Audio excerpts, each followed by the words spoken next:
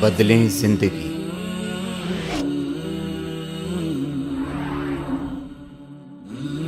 زیتون T V. اللہ تبارک و تعالیٰ نے یہ فرمایا کہ قد افلح من تزکا، فلاح اس کو ملے گی یا فلاح اس نے پائی جس نے پاکیزگی اختیار کی، یعنی دنیا اور آخرت دونوں میں صلاح و فلاح، کامیابی اسی شخص کو مل سکتی ہے کہ جو پاکیزگی اختیار کرے۔ اور پاکیزگی کاہے سے؟ کفر سے پاکیزگی، شرک سے پاکیزگی،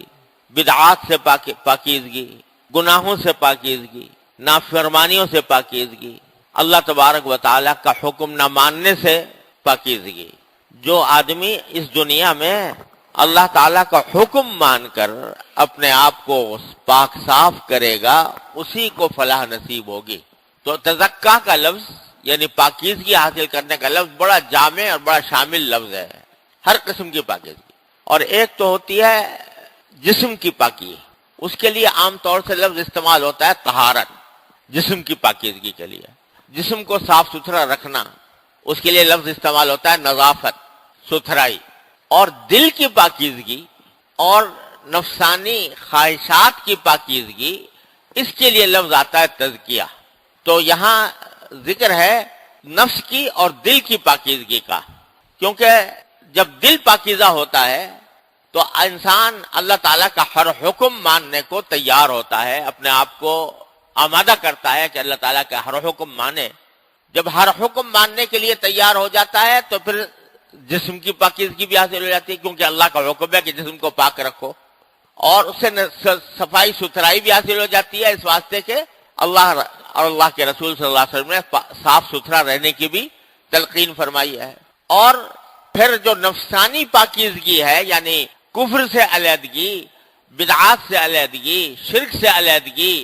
اور گناہوں اور نافرمانیوں سے علیحدگی، یہ بھی اس میں داخل ہو جاتی ہے۔ یہ سب چیزوں کو شامل ہے لفظ تزکا۔ فلاح اسی کو ملے گی، اور دو لفظوں میں اگر کہیں تو فلاح اس کو ملے گی جو اللہ کا تابع دار ہو کر زندگی گزارے، بس یہی پاکیزگی ہے، اللہ کا تابع دار ہو کر زندگی گزارے۔ کام بھی دل میں، کام بھی وہ کرے جو اللہ کی مرضی کے مطابق ہو، اور دل میں ارادے بھی وہ پیدا کرے کہ جو اللہ کی مرضی کے مطابق ہوں۔ ان خواہشات کو، دل کی ان خواہشات کو دبائے جو اللہ کی مرضی کے خلاف ہیں،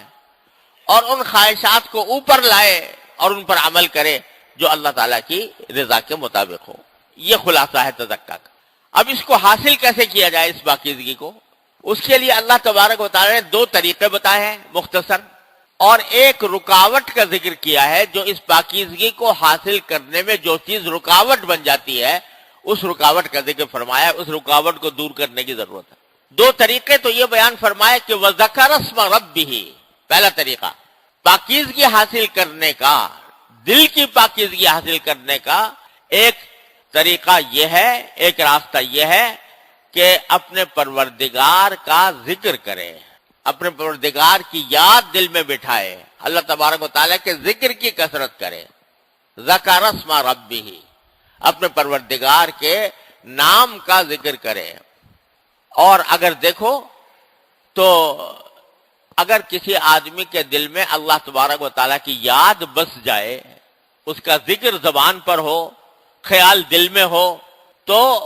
یہ خیال اور یہ ذکر انسان کو ہر طرح کی برائیوں سے، ہر طرح کے گناہوں سے، ہر طرح کی نافرمانیوں سے بچائے گا۔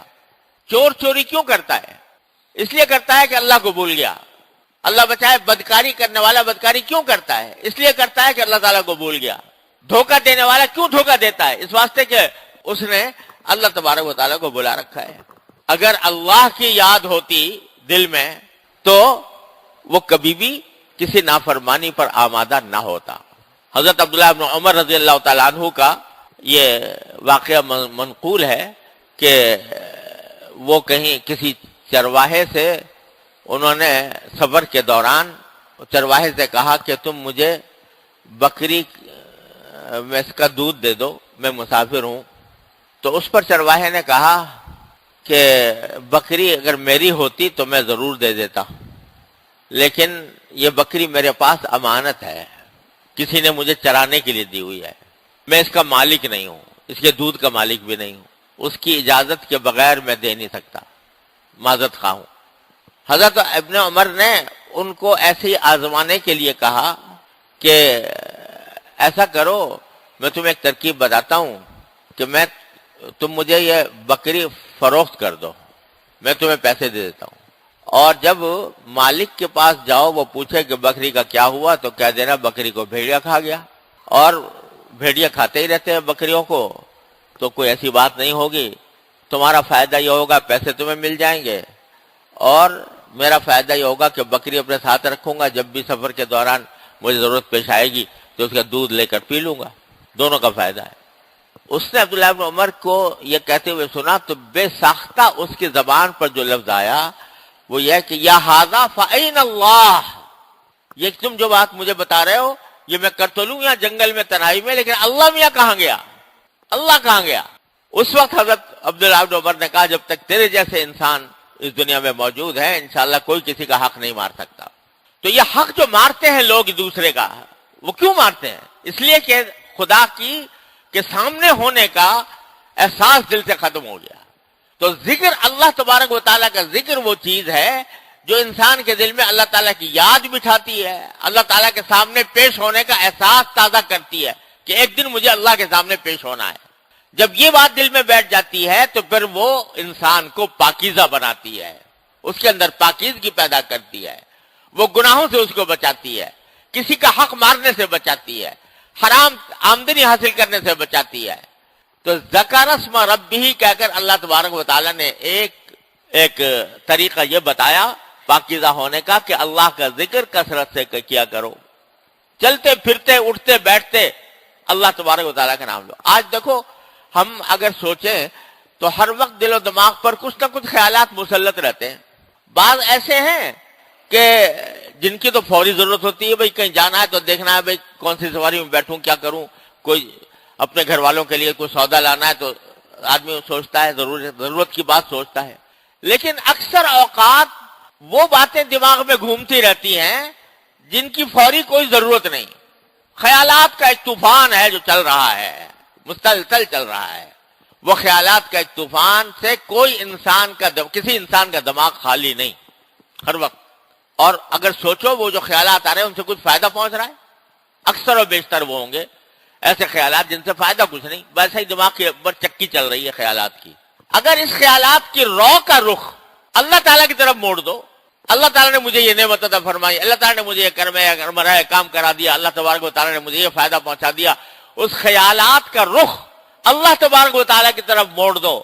اور جو اگر کوئی حاجت پیش آتی ہے دل ہی دل میں اللہ تبارک و تعالیٰ سے مانگتے رہو، اللہ تبارک و تعالیٰ کی طرف دھیان رکھو، تو ایک اللہ تعالیٰ کی نعمتوں کا شکر اور ایک اپنی حاجتیں اللہ تبارک و تعالیٰ کے سامنے پیش کرنا، یہ دن رات کا مشغلہ بن جائے، پھر دیکھو کیا سے کیا ہوتا ہے۔ تو اس وقت اللہ تبارک و تعالیٰ کی یاد اور اس کا ذکر دل میں بس جائے گا، جب وہ دل میں بس گیا تو وہ تمہیں گناہوں سے بھی روکے گا، تمہیں معصیتوں سے بھی روکے گا، کسی کا حق مارنے سے بھی روکے گا، اللہ تعالیٰ کے سامنے پیش ہونے کا احساس دل میں جاگزین کرے گا۔ یہ طریقہ بتلایا ذکر اسم ربہ۔